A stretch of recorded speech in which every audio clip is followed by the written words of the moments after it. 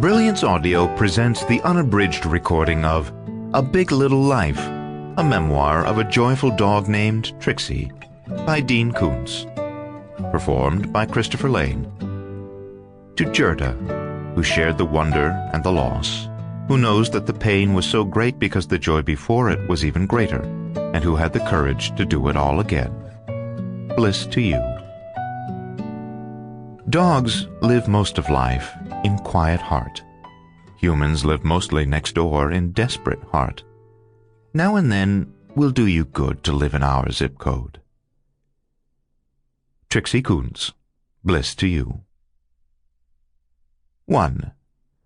A spooky moment around which the entire story revolves. The spooky moment central to this story comes on an evening more than 10 years ago. Trixie, a 3-year-old golden retriever of singular beauty and splendid form, adopted the previous September, is in her 4th month with my wife Gerda and me. She is joyful, affectionate, comical, intelligent, remarkably well-behaved. She is also more self-possessed and dignified than I had ever realized a dog could be. Already, and unexpectedly, she has changed me as a person and as a writer.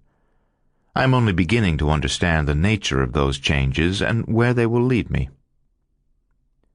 January 1999. Our first house in Newport Beach, in the neighborhood known as Harbor Ridge, had an exceptionally long upstairs hallway, actually a gallery open to the foyer below. Because this hall was carpeted and thus provided good traction for paws, and because nothing breakable stood along its walls, I often played there with Trixie on days when the weather turned foul and on cool winter evenings when the sun set early. Initially I tossed a ball and sometimes a Kong toy down the hall. The Kong was about 6 inches long, made of hard rubber with an inch-wide hole through the middle. You could stuff a mixture of peanut butter and kibble in the hole to keep your dog occupied for an hour or longer. I tried this twice, but Trixie managed to extract the tasty mixture from the Kong in 5 minutes, which was less time than I took to prepare it.